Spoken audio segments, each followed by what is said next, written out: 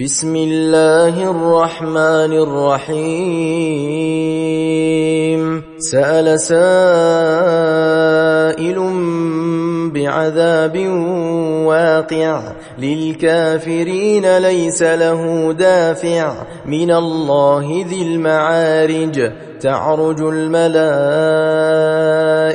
والروح إليه في يوم كان مقداره 50,000 سنة فاصبر صبرا جميلا إنهم يرونه بعيدا ونراه قريبا يوم تكون السماء كالمهل وتكون الجبال كالعهن ولا يسأل حميم حميما يبصرونهم يود المجرم لو يفتدي من عذاب يومئذ ببنيه وصاحبته وأخيه وفصيلته التي تؤويه ومن في الأرض جميعا ثم ينجيه كلا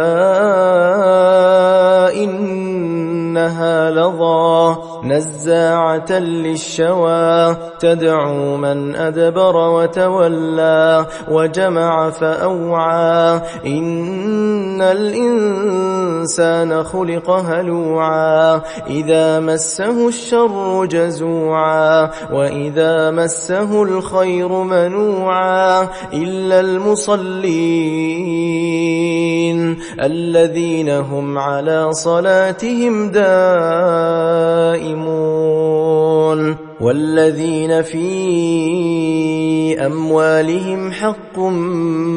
معلوم للسائل والمحروم والذين يصدقون بيوم الدين والذين هم من عذاب ربهم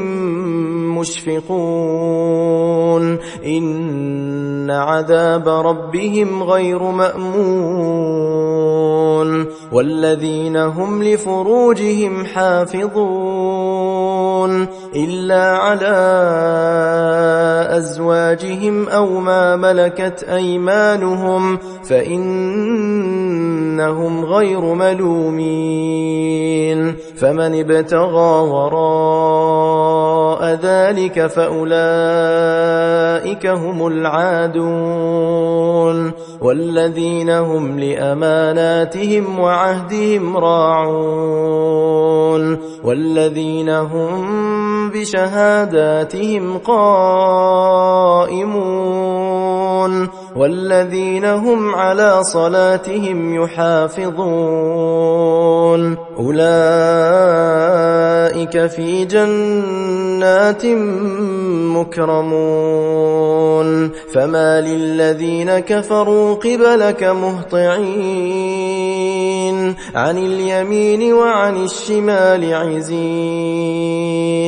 أيطمع كل امرئ منهم أن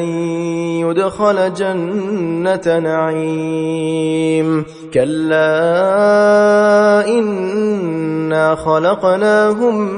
مما يعلمون فلا أقسم برب المشارق والمغارب إنا لقادرون على أن نبدل خيرا منهم وما نحن بمسبوقين فذرهم يخوضوا ويلعبوا حتى يلاقوا يومهم الذي يوعدون يوم يخرجون من الأجداث سراعا كأنهم إلى نصب يوفضون خاشعة أبصارهم ترهقهم ذلة ذلك اليوم الذي كانوا يوعدون